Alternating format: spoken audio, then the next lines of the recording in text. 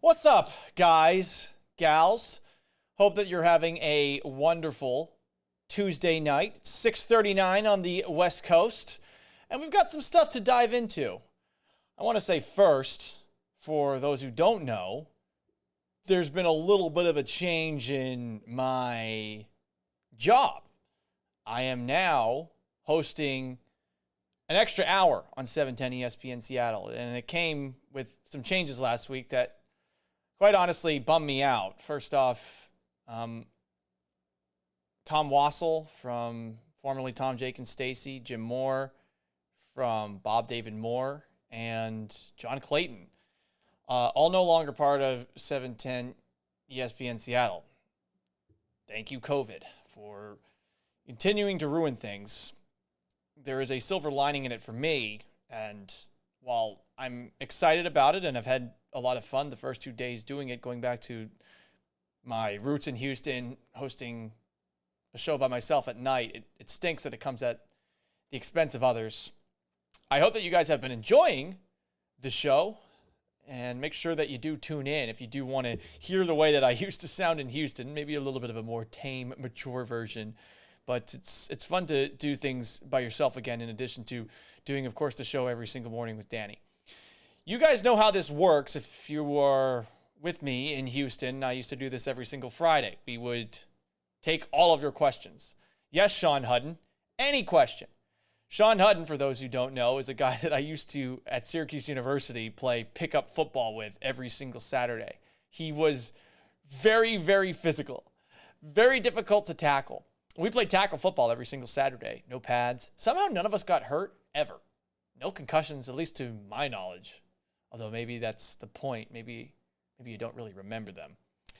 So to show you how this thing works, let's take question number one. And that comes from William Watson III. Should Seattle pick up Pierre Desir, who was just cut by the New York Jets hours ago?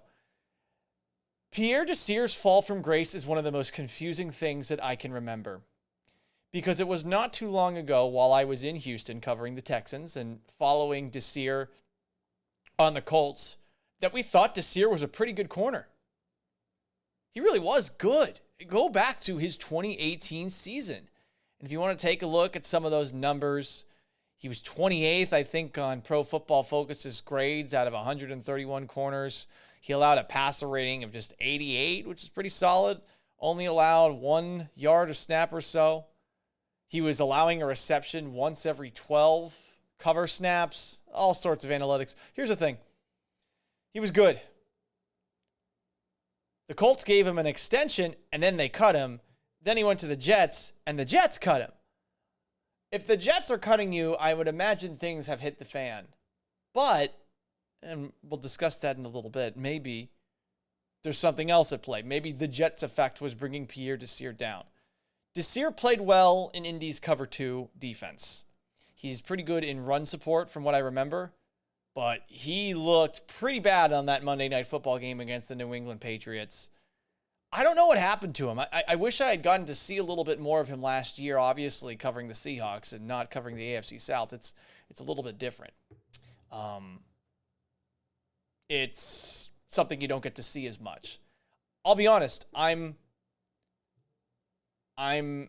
don't know what you can do at cornerback right now with Shaquille Griffin and Quinton Dunbar hurt that wouldn't necessarily be an upgrade. I mean, that means DeAndre Baker, who I think just signed with the Kansas City Chiefs. I didn't really like DeAndre Baker in college at Georgia. I don't like cornerbacks who don't tackle. That's what I think Baker is after his charges from that crazy scandal in Florida were dismissed. But it's certainly an option that Seattle should consider, and I won't dismiss it the way that I dismissed DeAndre Baker when we talked about it this morning. Another Sean, he's saying his computer is freezing a little bit, closing some stuff. Easy, boomer. That is the most boomer thing that you can comment here. Questions, brah. Nick Duckert asks, did you apply to work in Seattle or were you pursued? So it's a little bit of both. I think it was like April of last year, 2019, where Mike Salk actually followed me on Twitter. I knew Mike because as someone who grew up in Boston, I remember that he had been on WEEI for a bit, and I knew that he worked in Seattle as well. And we struck up a conversation there, and we went back and forth, and all of a sudden, I had some changes that took place with me at Sports Radio 610 in Houston. For those who don't know, first I was told that I was not a fit on the air, that I was going to be moved off into a digital role. I don't get it. I still totally disagree with it. Whatever, their loss. And then eventually that transition from me being moved to this digital role to, I think they figured, well, he's not going to be so thrilled about this. He isn't exactly what we're looking for. They moved on. I was mad about it at the time. I have since moved on. So I spent a couple of months where I wasn't really 100% sure what was going to happen next. And I actually didn't talk with Mike Salk for a bit. And I remember he had said something along the lines of, well, if you're willing to change your style, which I have changed it quite a bit over the last year and a half, for those who don't know, I'm a lot tamer, a lot more, I would say, polite than I used to be. Less crass, that's for sure. Still working on it. Bit of a dirty-minded fella. But I didn't hear from him for a while. A couple of months go by. I was doing stuff at SB Nation Radio, which is now Sports Map Radio. It's this national radio network based out of Houston. And the Seahawks made a trade for Jadeveon Clowney in the middle of a show that I was doing. So I texted Salk, like, hey, what are the Texans getting here? And I started talking about it from the Texans' perspective, which I always have. And then I thought to myself, well, I may as well talk about it from the Seahawks' perspective. And then things just escalated really quickly. Seattle was always a city that I was interested in moving to. I had never been until they flew me up for my first tryout. I was struck by how gorgeous it was. I was there. It was an early September weekend. I think it was, actually checked that. It was an early September day. It was like September 10th, September 11th or something like that. And I was there for about a day. It was gorgeous. It was a gorgeous day. Afterwards, after I'd had a conversation with everybody, it sounded like it was going to be pretty likely that they were going to give me an offer. And I went down to Pike Place Market and I just sat outside and stared at the water for a good, I don't know, hour before heading over to the airport. It was a breathtaking view that day. And I thought to myself, yeah, I can do this. And that led to it. Nick, the follow-up question, do you like it here? And we'll get to some of my takes that aren't inspired by your questions in just a moment. Not to say that your questions aren't great. It's hard for me to accurately grade Seattle thus far, just given the pandemic. I would say that I don't like that I haven't tried to explore Seattle as much as I probably could have. I was taking the whole first football season, and trying to learn the Seahawks as best I can, because I came up 4 weeks into the year. So I'm behind the eight ball a little bit. Didn't get to meet anybody in training camp. I spent all of football season essentially keeping to myself on the weekends, watching football, college football, NFL, and trying to make sure that I was as on top of things as I possibly could be. Because again, behind the eight ball. So February happens, and I went on a couple of vacations in February. I went on a bachelor party to Miami for a weekend, and then, of course, we spent one of the last weekends of February in Peoria for Mariners spring training, and then I went to Houston for a quick little weekend for my buddy Sean Pendergast's wedding. And that was when everything was starting to perk up as far as COVID-19. I did not think it would escalate to the degree that it did, but basically the first free month that I had to explore Seattle, everything went to heck. And I say heck now. I can say hell, I guess, on this one. On the air, they don't really want me to say that, but everything went to hell. It was bad. And I haven't really been able to check it out as great as I would like to. I will say the last couple of weeks, and obviously things are now changing again because of some restrictions in the area that I'm not 100% sure I agree with, but whatever. You got to follow the law. I really did feel like I was starting to kind of break out of my shell. So I like it. I really have liked it ever since I've moved to Ballard. Paul, have you seen the new Spurs uniforms? They are dope. Let's see. Spurs new uniforms. The new Fiesta uniforms. They could have used a little bit of color. They could have used a little more, because it's always been weird that they've just been black and gray. So I like it. it's a little bit Miami Heat. And I think the Miami Heat should switch to those Miami Vice uniforms of theirs. But, yeah, I like it. It looks pretty good. Chance Adams, should and will Houston cave to Harden and Westbrook? And that leads me into the topic that I wanted to bring up to open things up. We need to create some rules for how a player can act when he is under contract. So we're creating unwritten rules for contracts, which does not make any sense. Just bear with me. These are the rules that I would like to see followed by everyone. I guess it's decorum. Yeah, it makes me sound a little bit like a fuddy-duddy, one of those baseball types. Back in my day, we never flipped our bats, and we just walked around the bases, looking down because we did not want to show up not only the pitcher that we just hit the home run off of, but also the people in the crowd. Don't want to make eye contact with them. That's rude. That's disrespectful. I don't want to sound like that. But we're getting to a ridiculous point with contracts in sports, specifically in basketball. For those who don't know, I cannot stand James Harden's game. I cannot stand James Harden's work ethic. I think that a lot of you stans of James Harden in Houston let him get away with so much. And there was one person in Houston who the entire time he was there was calling it like it was with James Harden. You know it was me. And you know how right I am right now.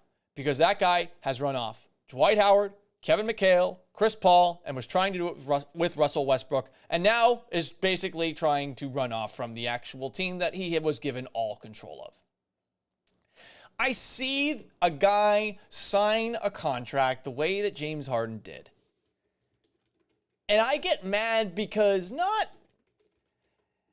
of him being frustrated with his current job situation, because with Tillman Fertitta in charge, the Rockets are going down.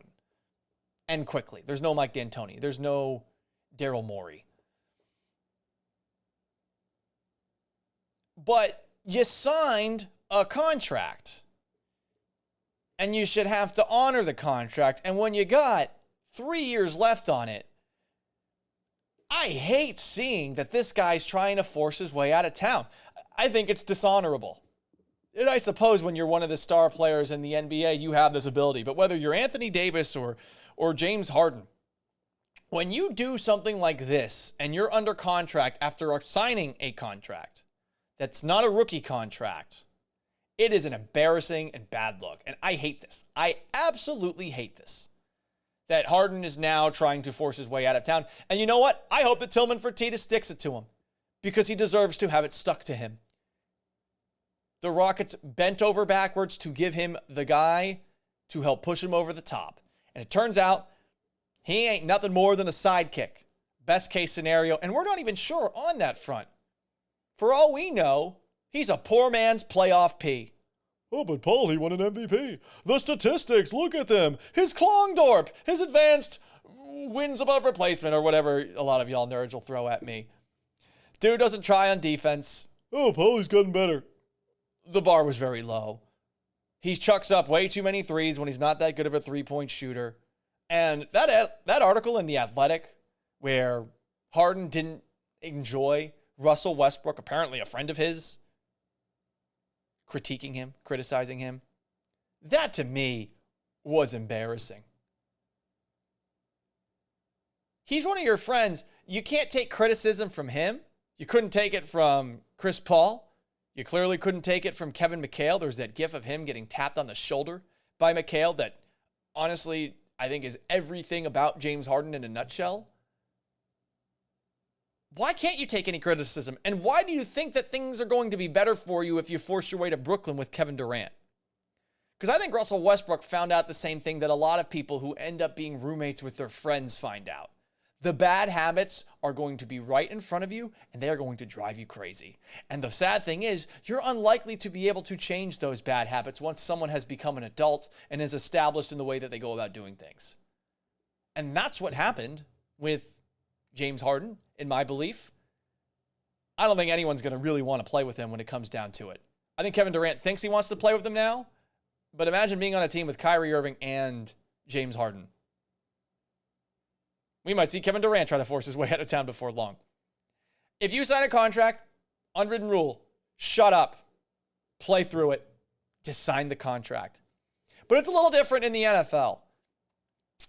And I have been annoyed by loser Jet fans who are losers. I mean, if you voluntarily root for that football team, I'm sorry. Claiming like it's some sort of noble act by you, rooting for one of the worst run organizations in sports, you're essentially just buying a bad product and shoving it down your throat, and you don't care about the time that you have wasted along the way. Jets fans have resorted now to, because their team is awful and Trevor Lawrence might not even decide to go into the NFL draft, they have resorted to rooting against Jamal Adams, who has had mixed results thus far in Seattle. 2 first-round picks, a third-round pick, and Bradley McDougald in exchange. He has not returned. He has not delivered the return on investment that you would like, though he has gotten a lot of sacks. He's not making the impact changing the Seahawks pass defense, which wasn't very good last year and is probably worse this year. But Jamal Adams was on the All Things Covered podcast and said, bro, I fought depression in New York, and I'm man enough to say it. I came home after a tough loss and just sat in my room in the dark, no phone, no TV. My dad hated to see me like that. It killed my pops so much. He was calling my agent at the time and saying, hey, man, I don't like seeing my son like this. I need him out of this situation. It took a toll on my life outside of football. And you're probably thinking to yourself, well, Paul, he signed a contract too. It's a little different when you get drafted. When you get drafted by a wretched team and you're stuck on that wretched team, I could easily see how someone would fall into that kind of depression, because we've all been there, right? We've all worked at a job where we signed up for it, we thought it was going to be good, and it changed. When you're signing a long-term contract and doing it and getting paid $50 million and someone's bending over backwards to make things your way, that's one thing. When you are drafted, have no choice over where you go, and are just stuck looking at an organization that is run poorly, you are allowed to be upset. You are allowed to be frustrated, and I think you're allowed to force your way out of town. And I'm annoyed that all the Jets fans, I know it was Boomer Esiason at first, and it's been others who are getting angry over this story, who are, I guess, reveling in the fact that Adams has not been very good in Seattle. And I just think it's such a bad look, but it's so on brand for Jets fans who are losers. You're losers. Seriously, look at yourself in the mirror. Ask yourself why you've decided to stick with this team. You live in a city with 2 teams, or you're from a city with 2 teams. Are the Jets really part of your identity? Because that's not an identity that you want to have. It's one of the reasons that I don't really mind people that decide to jump from one bandwagon to another, as long as you don't do it a whole lot. If you've rooted for a bad team your whole life, and they've never done anything remotely seeming like they are going to get back on the right track or a track at all, get off that wagon. Bail. There's no honor in going down with the ship. You think that dude who crashed the Titanic, in retrospect, feels good about his decision to say, yeah, I'm going to go down with the ship? No. You know, if we were to ask him today, resurrect him, he'd probably be like, yeah, man, I regret it. Had a good 20 years left. We have to set some sort of unwritten rules for a written thing, a contract. But I think it starts with, if you play for a bad team and you were drafted on that bad team, you can force your way out of town, which is what Jamal Adams essentially did. If you voluntarily sign a multi-year extension with the team that you've been a part of for a long period of time, and then all of a sudden start to have cold feet, you don't deserve the right to force your way out of town. So I hope this blows up in James Harden's face. I never enjoyed watching him. I hope he doesn't get traded to the Celtics, like I saw a rumor that might link him to. Ugh, that would be gross. I want to see him flounder in this mess that's been created by Tillman Fertitta. All right, let's ask Gallant anything, so you can ask any question. What other questions do we have? Samuel asks, Paul, how do you leave aside your personal thoughts when you interview Pete Carroll? The follow-up to that is, what do you really mean by personal thoughts? Is it my immediate reactions to some of the things that I see on the field as a fan? It's easy with Pete. Pete is, and I know some people don't enjoy the way that we do our conversations with Pete.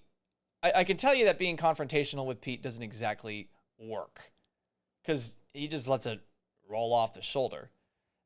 And if you're going to have a guy with you every single Monday or Friday morning, if after Thursday when we talk with him again this week, you're not going to have a good conversation or build a good relationship or actually learn things by being antagonistic. And I know some people wanted us to be antagonistic when the Seahawks lose. Yesterday, it was a little tricky to find a way to word the question about how I felt about that 4th and 1. Because I was pissed when the 4th and 1 happened, when they decided that they were going to first off challenge the spot of the ball, which is never overturned. Then when they ran out and just go hut, hut, hut, hut, hut, hut, hut, hut, hut, hut, a couple of times before going with a delay of game and then ultimately punting. When I saw that, I was furious. But when you're going to talk to him about it, you have to try to look at it from his perspective. And over time, I have come to the belief, especially now, that you don't get or learn or really do anything by being antagonistic with the way that you ask somebody about a differing opinion. You just don't. You can disagree with it. Maybe I should rant about it to his face if I'm going to do it on the air to an extent. But I feel like it's a lot more productive to actually try to see that person's perspective. Brock Heward this morning made the point that you didn't have Ethan Posick for this 4th and 1. You had Kyle Fuller out there. Maybe you're feeling a little bit limited there. Russell Wilson wasn't playing very well. There are spin jobs that you can do on that decision. I'm still going to disagree with them, but that's how I put the personal feelings aside. Venkat Iyer asks, Paul, howdy, I'm on Facebook now. We have chatted on Twitter about this same topic of players under contract and using leverage, albeit my question was on football. Yeah, and yours was about Russell Wilson. The thing in the NFL is the quarterbacks have zero power, weirdly. Because, yeah, you can force a team to sign you to a franchise tag extension, and you can have that happen to you over and over again. But if you are a good enough quarterback, you are never leaving the team that you play for. And it's a little bit different. In basketball, players can decide to leave. Basketball, there are bird rights where a team can re-sign a player for more money than any other team in the sport. That way you can keep your homegrown talent, theoretically. You have a chance at least, but for them, these guys are totally willing to walk away from contracts. So that's what's different here. The franchise tag changes that. NBA is a players' league, says CanMan75. You'd be crazy to try and go against the superstars in the NBA once you're blacklisted by the players like the Knicks. You are screwed. Yeah, you probably are, but aren't you screwed now too if you're the Rockets? So you should just trade James Harden immediately because he's sad, because he's upset that you didn't hire John Lucas? Or whatever stupid reason that he's bringing up? I think he brought politics into the equation as a reason too. I think that's just lame. It is. It's lame. So I suppose you can get blacklisted by players here, but you have no first-round picks going forward. So you should just trade James Harden to the one team that he wants to go to. He's got tons of time left on his contract. I don't think if the Rockets bend the knee here, it's going to be a bad precedent for the rest of the sport. Oh, we did right by James Harden. You don't do right by anybody because that guy he's not going to care about you for a second after he leaves. And that's what I find funny with all these Rocket Harden stans who are fighting for Harden to be MVP. Look at your God now. Look at your false idol. He is not going to remember one iota of your fandom when he leaves because he doesn't care.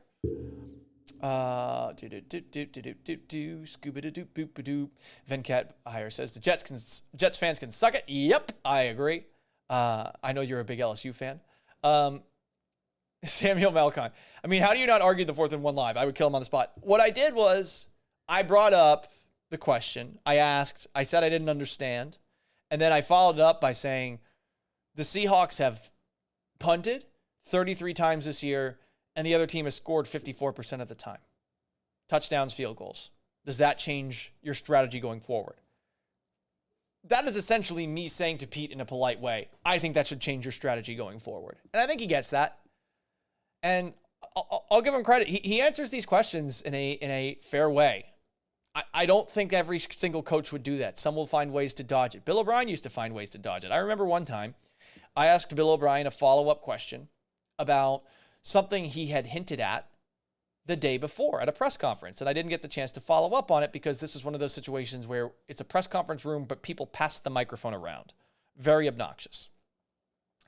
Bill had made some comments that seemed to imply that he did not have all the control of the organization. The general manager at the time, Rick Smith, had all the power. And I remembered seeing that and thinking to myself, there's something here. So I followed up on him, with him about it the next day, but I didn't have the quote exactly right. And I took a little bit of time to say what I thought he was saying. And he brought up the fact that one time I had confused two white tight ends. Well, I suppose race doesn't matter, but I confused the Texans' two giant, in the 80s, look fairly similar tight ends from the 800 level, which is where the Texans press box was. And he just totally sidestepped the question, and it ticked me off. It actually led to us having a conversation off the air, and it was a productive conversation. But I remember that night, I got mad about that. Brent McKinney, look in your crystal ball. Who's going to play in the Super Bowl? Ooh, that is a tricky one. That is a tricky one, Brent. I think the Chiefs are going to win in the AFC. I look at Pittsburgh. There are so many years of data to show you that Pittsburgh, when they go up against guys like Tom Brady, they get carved up. I feel like that's going to be the same thing with Patrick Mahomes going up against them. Kansas City is as close to a lock as you're going to get. In the NFC, man, I really don't know. I mean, Drew Brees puncturing his lung and breaking his ribs. I feel like the Saints are out of the equation right now. The Bucs are up there, but they're so hit and miss, and I really do wonder what's going to happen with Antonio Brown now that the NFL is investigating that October 15th incident that he did not report, I guess, before signing with the Bucs.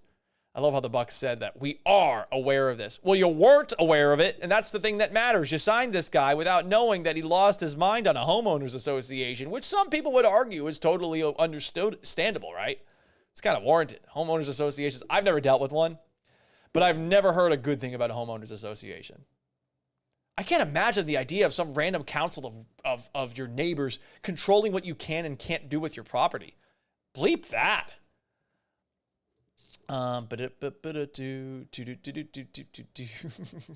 Chris Rivers. If we trade Josh, Clint Sterner, Braddock, and Megan Thee Stallion to Seattle, would you come back? Well, would Seattle want that?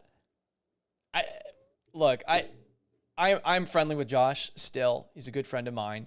Braddock and I don't really have a relationship, but he's always been cool to me. Megan Thee Stallion, I don't know a lot of her music. I like it here in Seattle.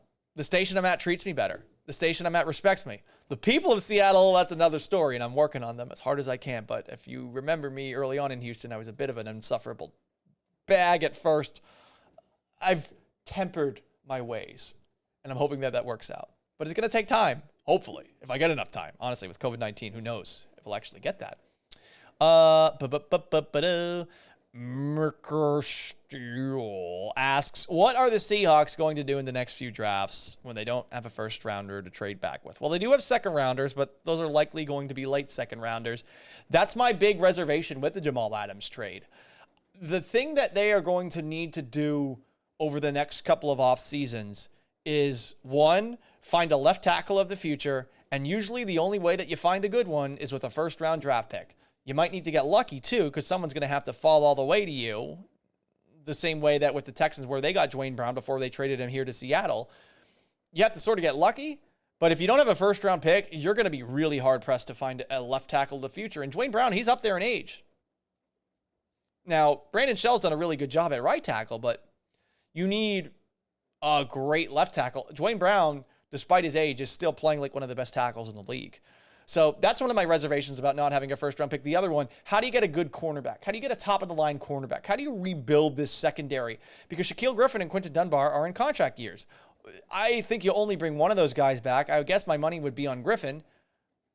Neither of those guys have earned the kind of contract that they likely think that they would. Stephon Gilmore, Tre'Davious White kind of contract. But you need a corner of the future, and you do not have the flexibility for either the next 2 drafts. And, you know, with where your defense is right now and with what your secondary's been, that's concerning. And obviously, you've got some changes to the salary cap, too. You got a lot of free agents that are coming up at the end of this year. Craig Clements asks, Josh Gordon, any chance we see him this year? Josh Gordon tweeted out, it's weird watching your team play. And honestly, I think I saw it was Corbin Smith who covers the Seahawks for Sports Illustrated Maven, who said, Antonio Brown, psychopath that he is, throws a temper tantrum.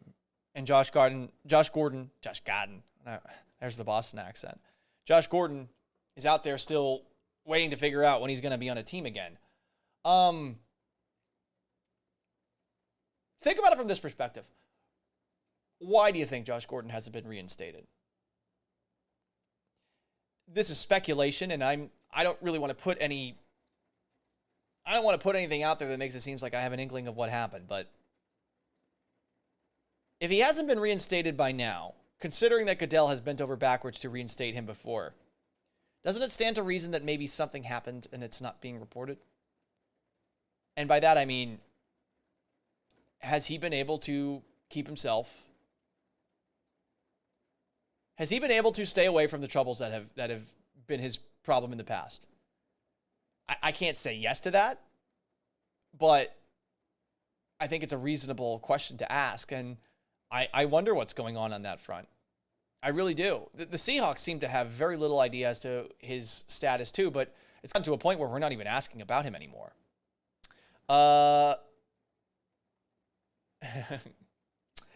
Zach Butler, give us an NBA team and you can have him. What are we talking about? We're talking about Harden here? I forget who we were talking about there. Sorry, sometimes my mind just completely loses its train of thought. Venkat Iyer, do you think the Hawks will re-sign Carson, or should they go get someone like Leonard Fournette who might be available? Venkat, I know, is an LSU fan. I don't think Leonard Fournette has a whole lot left in the tank. We haven't seen a whole lot out of him in Tampa Bay. Ronald Jones just had that 98-yard touchdown run. I think you think long and hard about paying Carson. The problem is the availability side of things. He's tough. Some dude on Monday on my show called out Chris Carson, who's like, man, he's got to man up and he's got to get back out there. The dude played after Tristan Hill tried to rip his leg off. So let's relax on being hardos and calling the guy, oh, he's not tough. I hate that stuff. I really do. I don't like calling any professional athlete soft unless there is a really good reason. You could say moments are soft too. But for the most part, these guys are all way tougher than any of us will ever be. And I like to consider myself tough as someone who was playing football despite being undersized and was above average at best. Maybe a little bit better than above average. Yeah. Okay, I'll stop. Chris Otto. Hey, what's up, Chris? Yo, Paulie, you into boxing / MMA? If so, any fighters? I wish I was. Boxing I don't enjoy because it seems like the only boxer who matters is Floyd Mayweather, and I think he's just the worst. He's on the Mount Rushmore of athletes I think have no redeemable qualities, along with Antonio Brown. There's probably some other ones there, but I know those two guys are at the top. Vontaze Burfict's probably there too. There's a fourth one.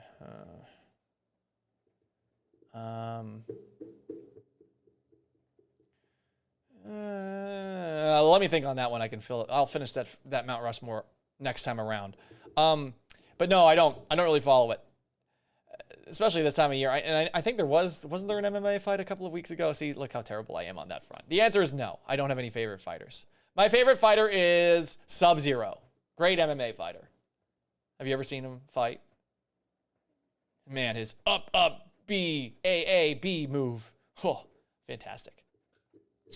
Venkat says, I love Carson. He's perfect with the Hawks. I just worry he might not get the money he's looking for, and some numbskull team might take him.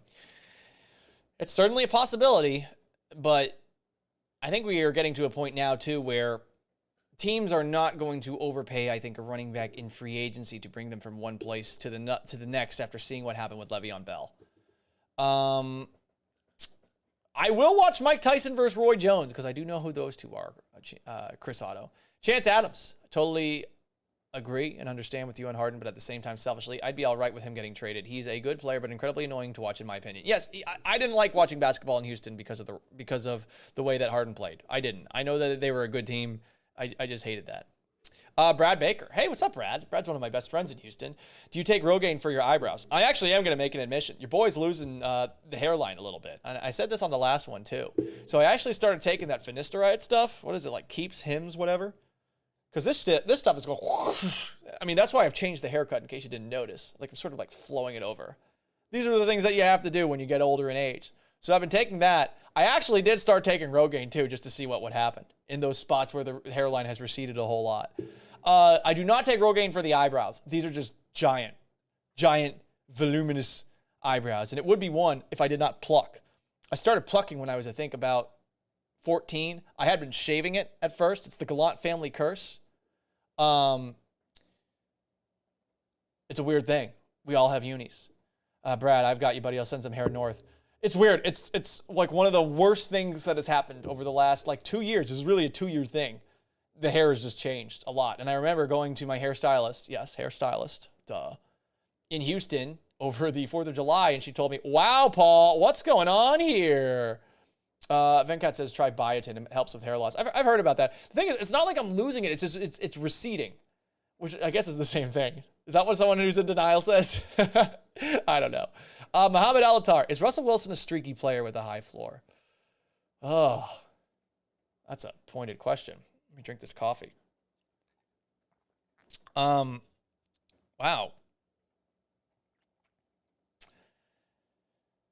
This year he has been streaky. High floor, that's disrespectful. I don't even know why I'm giving this second thought. The way that you worded it, Muhammad, I'm not going to lie. It's a good way to word it. But Russell Wilson is one of the most distinct and dynamic quarterbacks that I have ever witnessed with my eyeballs. Some guys just jump off the screen, and Russ's ability to escape the blitz, the rush, at least until last week and the last couple of weeks, it's second to maybe none that I've ever seen. And I mean, I used to watch NFL films and see guys like Fran Tarkenton, and we obviously saw Michael Vick, who did it in a different way, and Randall Cunningham and guys like that. Russ is really unique, and his ability to throw the football down the field is something else. The struggles have coincided with Chris Carson being out, and that is the hope. That when Chris Carson comes back, these struggles on offense will stop. He was limited at practice today, which is definitely a promising sign because I think he was limited in practice the week before the game against the Dolphins after his leg got almost twisted off by Tristan Hill. Kevin Peterson. Everyone seems to think the Jets are going to win the Lawrence sweepstakes. You think that'll be the landing spot? Well, I don't know that Lawrence is going to opt in because this is a weird year. Now that Clemson's lost to Notre Dame, I guess there might be a chance that they replay one another in the ACC championship game since Notre Dame's technically a part of the ACC this year. I'll be honest, the specifics on that elude me. I'm not the biggest on top of college football these days. I should be, sadly, but this is one of those years where I've sort of focused all my attention on football. I do not know that Trevor Lawrence is as good as everyone is making him out to be. I don't think it's a lock the way that a lot of people are making it out. I felt like Tua was a lock. I think Tua is going to be great. Trevor Lawrence, I don't know what it is because he's got the size, he's got the speed, he's got the arm, he's got everything. There's something that I don't know. I feel like there are too many people saying he's a sure thing for me to believe he's a sure thing. So I guess I'm just being a contrarian on that side of things. Brad Baker, would Seattle take an NBA team if it was owned by Tillman Fertitta and had Harden for the first decade? Brad, Seattle would take a basketball team possibly owned by Hitler. And I kid when I say that. I think Seattle would take any owner of that team. I would. I know I would. Insert random schlub. Let's go down to any park in Seattle and find the nearest homeless person and give the team to that guy. Anything that gets the Sonics back. I mean, I'm wearing this. I was wearing the shirt a little bit earlier for another video session I was doing. I switched it to make it seem like I'm not a slob, that I change the videos up every single time. Fletcher. What's up, Fletch? Hair North or Peter North? Hair North. Brent McKinney. Who would you rather have? Tua Tagovailoa or Joe Burrow? Tua. I'd still say Tua. Joe's got some really good pocket presence, which I don't think can be taught. But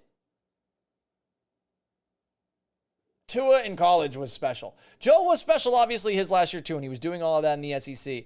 I feel like there is a ceiling that you can see with Burrow. With Tua, I don't know that you can. The problem is that hip injury that he suffered. What else do we got? Oh, that seems about it. A couple other things I wanted to get to. Apparently Twitter is turning into Instagram right now. So at the top of the Twitter app, there's going to be something called Fleets, which is essentially stories that are carouseling in Instagram, and they're going to be available for 24 hours before disappearing. I do not know, man. I do not know why every app feels the need to copy the other ones. I don't get it. Like, why? Why is that the case? Why does I mean, I kind of like, Twitter. I go on Twitter. And when I go on Twitter, you know what I go on Twitter to do? To spout off hot takes. You know what I go on Instagram to do? To look at pictures of cute animals and other things, if you will. Meme accounts. Joke accounts, of course.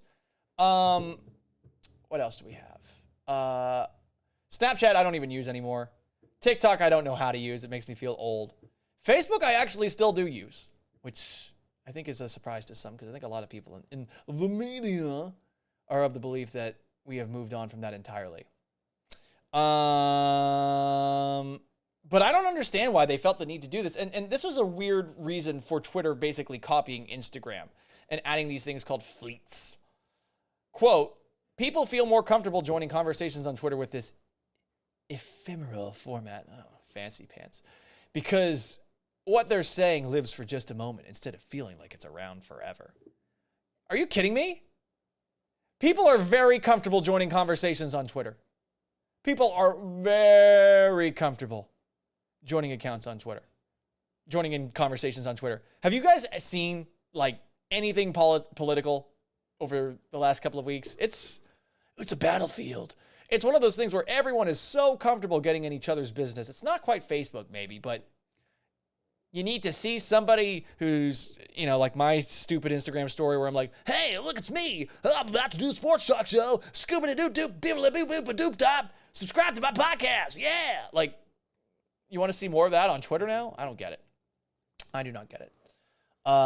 Brad, by meme accounts, do you mean butt accounts? What do you think? Spencer, do you still use MySpace? You know what? let's see.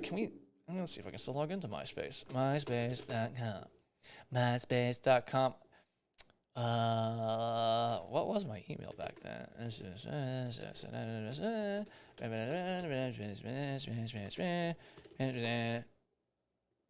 You know what? What the heck was my email back in the day? Honest, I don't know if it's still active. I don't know about that. Venkat is mad that I think that Tua is better than Burrow. But Venkat, you're an LSU fan, man. I get it. But is there a little bias going on here? Perhaps. Fletcher, you still download corn songs on LimeWire? LimeWire was the best. It wasn't quite Kazaa Lite. I think LimeWire maybe had some less viruses that got on your computer after the fact. I did not download a lot of Korn. I downloaded much more Limp Bizkit. Much more of a Bizkit guy. Right, one last thing before I hit the road. So, King Scott, I've got tons of Korn on my Zoom. Yeah, man. You bringing back a Zune? I don't even know what the Zunes look like. I think one of my friends had one, and he was trying to be hipster, like the one guy who refused to get an iPod. It was essentially the opposite of Mac guy. Because I remember when I was in middle school, I had a friend named Sean, who I love, and I miss Sean. I haven't talked to Sean in a while. I'm probably going to send him a text later. Sean was the Mac guy and the Nintendo guy. It was basically like a tech hipster before tech hipsters were a thing. But then I get to high school, and my friend Dominic, not Dom Toretto, Dominic was big into the Zune, and he had a lot of Bad Religion shirts and stuff like that. I think he was into, I don't really know what genre of music Bad Religion is, but there have been these weird hipster movements in tech that I've always found fascinating. Venkat, you still have the Zune? You worked on the Zune. What? You worked on the Zune, Venkat? That would make sense because you have all this money to donate to charity so that we ask questions for you. By the way, that's like apparently against the code of journalistic integrity if I were to take money for charity or something like that. I think. I don't know. I don't know where the rules are. I don't know what it's based in, but perhaps I'm a terrible person. If you had to commit to one for the next 5 years, Russ or Tua? Russ is 31. Man, the last 4 games have been annoying. If it was the first 4 games, I'd probably still say Russ. He's 31. I still think he's got some good years ahead of him after this one, after the next one. So I would say Russ. Venkat in tech for 23 years. My goodness. That's a long, long time. Let me get my thoughts in on The Mandalorian, Chapter 11. First off, there's online outrage over Baby Yoda, cute little fuzzball that he is, eating the eggs of Frog Lady. And that's what we're going to call them, name-wise. Sorry, let me pick my nose for a second. This is what happens. One of the downsides of having a beard is your nose is constantly itchy. There was outrage because Frog Lady, who's got this big jar of eggs that she's trying to bring to planet Ubuntu, I don't know, this planet with all the calamari people. You know, you got the Admiral Akbars, and you've got the dudes who look like Davy Jones in the second Pirates of the Caribbean with like the tentacle faces, and I guess she wants to settle down with her frog hubby, and Baby Yoda along the way is like eating her eggs because he's a hungry little boy and he's a little bit of a weirdo. And people lost their mind over it and were acting like this is some affront to X, Y, Z. And I really do not understand why some people watch television shows and they look for things to get mad about. Like, it's one thing, okay, the plot sucks, there's an actor that's terrible, something like that. But when you are watching it and you come to that conclusion after watching something like that, you are very clearly looking for something to get mad about so that you can call attention to yourself. And I hate it. I really wish that we could just watch things and not have to think about the added layers of what this writer is actually saying here. I mean, the person who wrote the episode, by the way, Bryce Dallas Howard, is a woman, or directed the episode, excuse me.